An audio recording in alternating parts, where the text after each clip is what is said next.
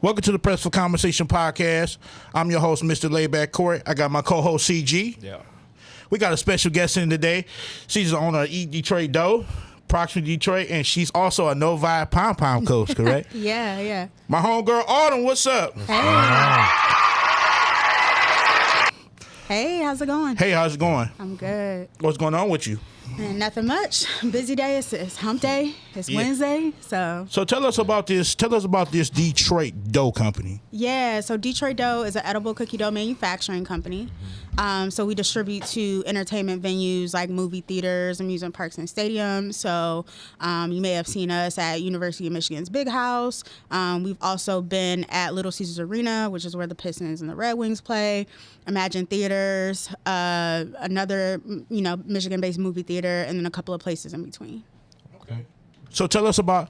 I see you got, as far as the cookie dough, you got the brownie dough. Yeah. Is there any other dough you have? Yeah. So we have chocolate chip brownie, peanut butter, no chip, which is just chocolate chip without the chips, and then sugar. Did I say sugar?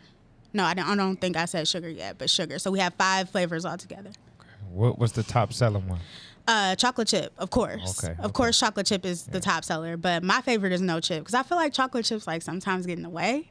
I don't feel really. that. Nah. I don't know. Like especially when you're eating. So like I love raw cookie dough. Like it's always been my thing. Like I still eat raw cookie dough today. So for me, it was like when I'm eating cookie dough, it's like the chocolate chips get they're cold. They like mess up the whole texture. So.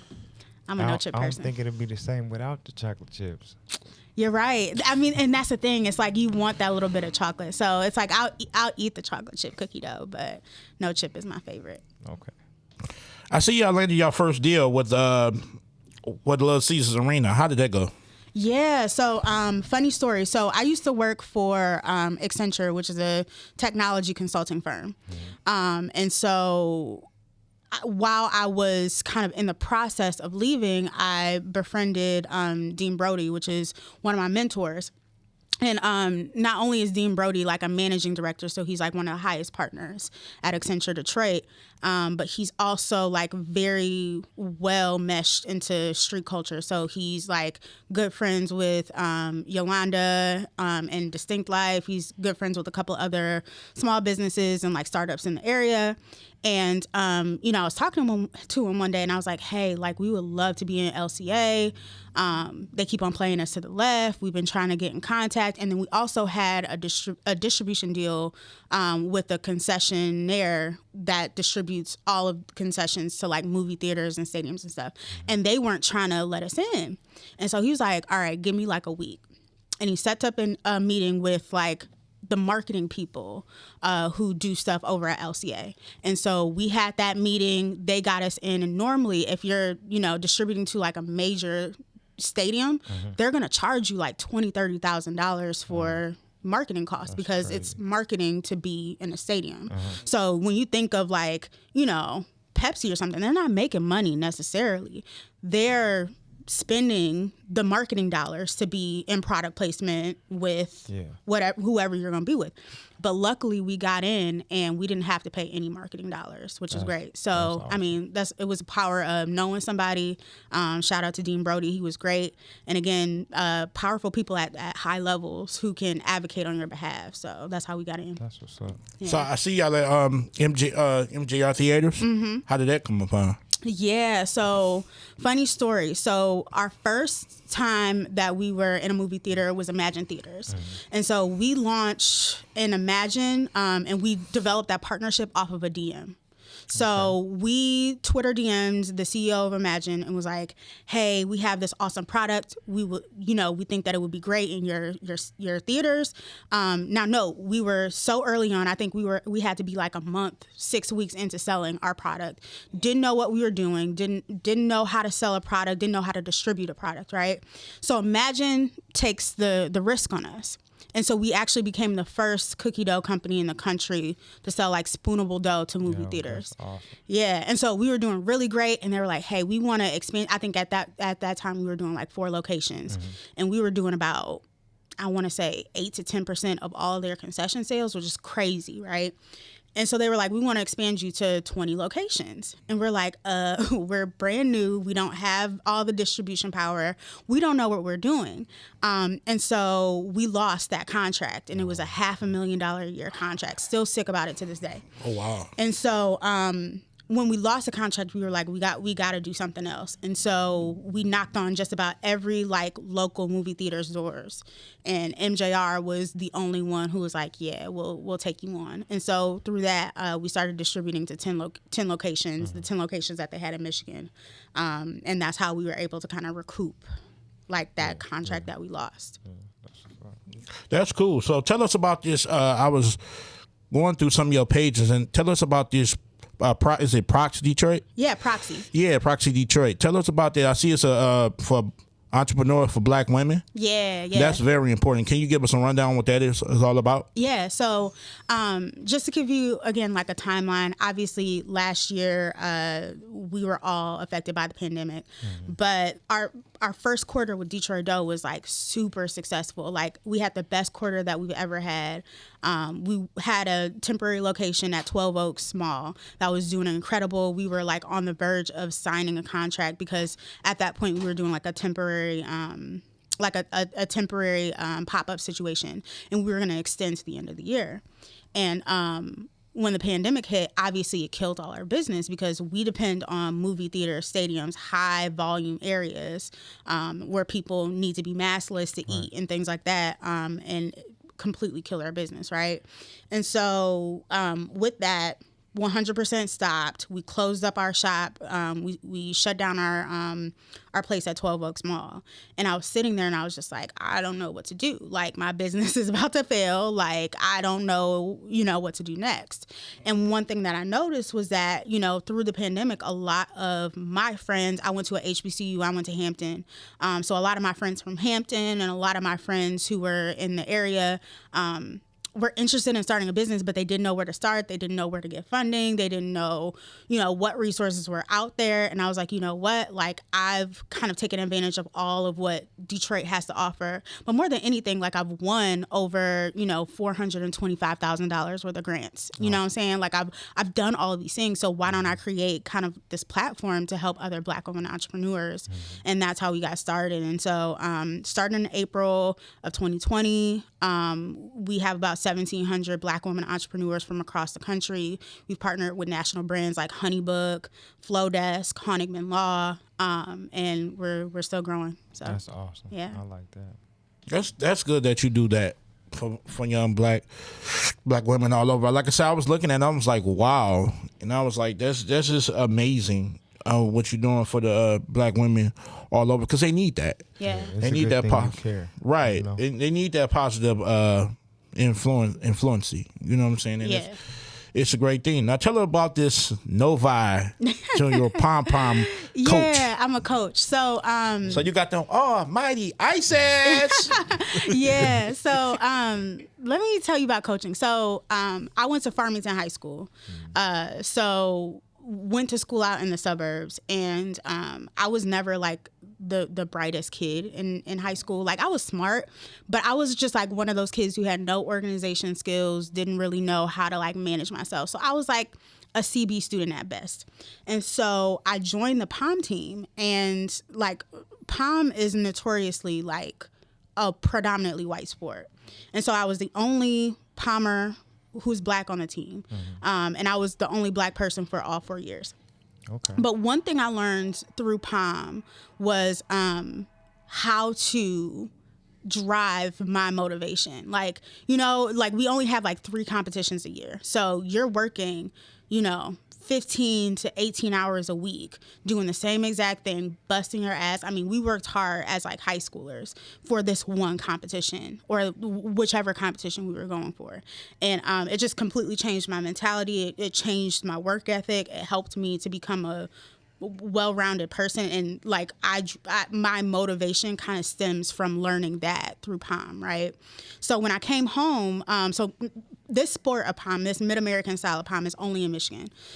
So when I decided to move back home, again, I started at Accenture. I knew that I always wanted to coach, and so I ended up coaching my old high school team. Things didn't work out, and so I ended up at Novi. And so my biggest thing is even though I know it's like a predominantly white sport, I know how important it is to have Black people and diverse people like me coaching at the top, because that's how diversity starts. If you don't see yourself on the team, you at least you'll see someone who looks like you who's leading it, right? And so I feel like for me coaching, even though it's still a predominantly white sport and my team is still predominantly white, I've seen a lot more Black girls show up on the team. I've seen a lot more Black girls transform their lives by this sport. And so that's why I still coach. I coach a JV team. Right now it's kind of weird because we don't have a JV team right now with nobody. So I'm actually in the process of thinking, okay, is this a time for me to transition? And if I do, should I be starting up a team in the city? Because we don't have any Detroit Pom teams at all. So to go back when you said you were the only Black girl on your team in school, how did that go? Like, did the team embrace you? Yeah. So I definitely did not feel the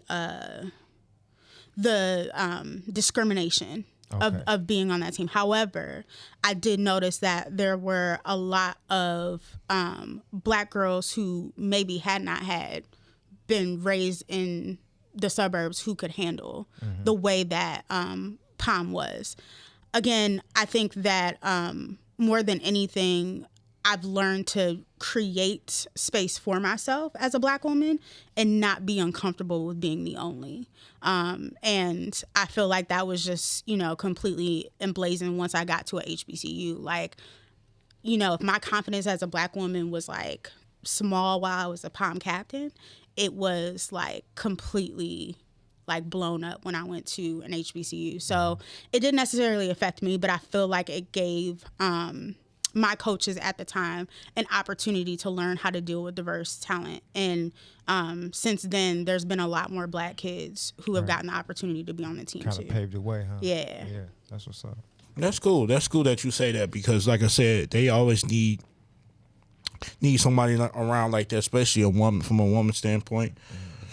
Doing something like that, I think that can be achieved down the line of what you're doing, to keep doing what you're doing, to keep passing the dough everywhere.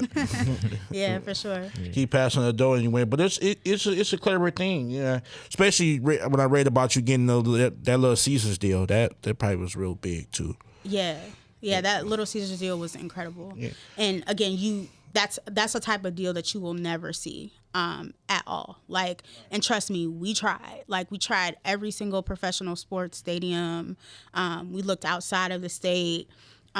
Even with like a university in Michigan, like with colleges, like they want you to. I see. I was at Michigan too, but you see, you end up at first you couldn't get 0, but now you got 1 for the price of 2, because you got the Detroit Pistons and the Red Wings. So you got 2 in one building. Right. 2 for the price of 1. Right, 2 for the price of 1. My man. Yeah, and you get concerts too. Right, and not only that, like it's a lot of things going on. Like yesterday, I don't know if you was looking, but the Detroit Pistons they got #1 draft pick for this coming draft coming up. So that's a plus too. Proud this year, y'all. Right, and I think Detroit needs more of that. I think that was deserved. No matter how much people bash us or bash the teams here, we have the most dieharded fans. I think over. Yeah, that's true. Because no matter how much they be garbage or how much they be trash, we always find a way to go see them. Yeah, we rock them. We rock with them. You know what I'm saying? So, but I like to commend you, Autumn, like, because there's not a lot of women out here like yourself, and the things you do, the things I read of that nature, especially the Proxy Detroit, I was like, wow. Like, you got so much going on, and for you to push your Eat Detroit Dough company is really it's pretty dope. Yeah. And I one thing I will say is that I hate being the only Black woman here, or one of the only Black women here, right? Well, you shouldn't, because you can it's motivation. You never know. Well, yeah, no, I agree with that. But when I say that I hate that there's not more Black women businesses here, right? Because we are not. I mean, again, we're not innovative. We sell cookie dough. You know how many cookie dough, edible cookie dough products that are on the shelves right now at your local grocery store? There's like about 3 or 4, right? So we knew when we were starting this business it wasn't innovative, but we knew that we had a creativeness and we had the goal and the balls to go for what we wanted. And so knowing that we're one of the few Black-owned food and beverage companies that had some level of success in the concession space, to me, it's just like, okay, why don't we have more? Because again, we're not creative. How many other, like, for example, sweets companies that exist in the Detroit area, or even like in the United States, right? How many other hot dog companies and hamburger companies and food companies just in general that would absolutely kill it at a ball stadium, right? And so, my goal is through Proxy, if I can catapult at least, 3 times, of me, right? Another 3 businesses every single quarter to be able to accomplish what we have. I feel like that's where my passion lies, Yeah. Do you guys have any new flavors coming? Yeah. So actually, no. So, unfortunately right now, just again with the pandemic, it's killed concessions. So you got to think, prior to the pandemic, concessions was already struggling because when you go to the stadium, you don't want to spend $10 on a hot dog, right? And a lot of people had to make the decision, okay, if I'm going to go to the Tiger Stadium, for example, am I going to get this beer or am I going to get this food or am I going to get this dessert item, right? And so we already knew that the concessions industry was going to go through a change. But once the pandemic happened, right, it completely killed the concessions industry in terms of what products are being offered and what value it's bringing. So, for example, when you think of a movie theater, right, I think they make like about 80 to 90% of their profits on concessions. For a while, they didn't really even have concessions open when they opened back up because people need to keep on their masks, right? Now that we're starting to see a lot of these restrictions lift, you're getting the issue of, okay, what am I going to make the most money off of? Pop and popcorn, right? High profit margin items. So that means that a specialty item like ours isn't really going to make as much money. So why put that on the shelves, right? So we're really struggling with, figuring out if there's a space for us anymore. And again, if it is the case where it's like, Detroit Dough had its run, but it's done, I think we'd be okay, right? Because honestly, like, this is not to our detriment at all. It wasn't like we failed as a business. It's really just how the pandemic goes. We're in the roaring 20s right now. There was a roaring 20s in the 1920s and there's a roaring 20s now. And so this catalyst of a pandemic is going to completely change the way that we shop, we eat, we do all of these things. So with that being said, there's going to be some things that get dropped off, and it might be concessions. So, where do you see the Detroit Dough Company going in 5 years from now? Yeah, so if we survive this, I would love to be in every single stadium. We have a really big competitor right now. They are called Doughlish, and they are the people who make like the movie theater candy, the cookie dough bites. So they make those, right? And so I would love to like be able to compete, like really go toe to toe for them, right? But again, like I said before, concessions industry looks completely different. We might not even exist. So maybe in 5 years we don't exist and Proxy is taking over and Proxy is doing exactly what I want it to do, which is, to really kind of be the authority for businesses to invest in Black women entrepreneurs. So can we find any of that dough anywhere right now? Not right now. Oh, man. Again, we're kind of still on pause due to the pandemic. If we do have something, just go ahead and follow us at Eat Detroit Dough. That's where you will find all of our information. But outside of that, again, I'm like 10 toes down with Proxy. So I would always suggest, if you are a business, if you're a Black woman entrepreneur, or if you're just an entrepreneur in general who's like looking for a one-stop shop for resources and business education and advice, just follow us at Proxy Detroit. All right. Now, why you didn't bring none of that dough up here? See what I'm saying? Look, production is halted. If I had some, I'd bring it because I normally bring it to the podcast, but We're still on pause. See, so. do you like us or not? I mean, Look, I love you guys. Trust me. okay. If I had it, you would have had it. I know it's cool. Yeah. But I'd like to thank you for coming to the show. Very much. Yeah. So, like I said, and for the ones out there watching, this is the Press for Conversation podcast. I'm your host, Mr. Layback Corey. I got my co-host, my dog, CG, and we got a special guest today. Thank you for coming in, Miss Autumn K. Hey. Thank you. So, for people out there that's watching this beautiful podcast show, can you give us any social media materials we can have to find you? Yeah. So I will always say follow Proxy. So it's Proxie Detroit. And that's on Instagram, Facebook, whatever. If you're looking for Detroit Dough, we're Eat Detroit Dough. So EAT Detroit and then DOUGH. And then lastly, if you want to follow me, if you like my story, you want to engage with me, follow me at Fall Night Lights, which is like fall like the season, night opposite of day, and then lights like what's in the ceiling. But yeah, I'd love to connect with you. Just DM me, hit me up. I'd love to talk. Okay. That's on Instagram, Fall Night Lights. Yeah. Okay, there y'all have it. This is the Press for Conversation podcast. Thank you so much. Peace. Peace.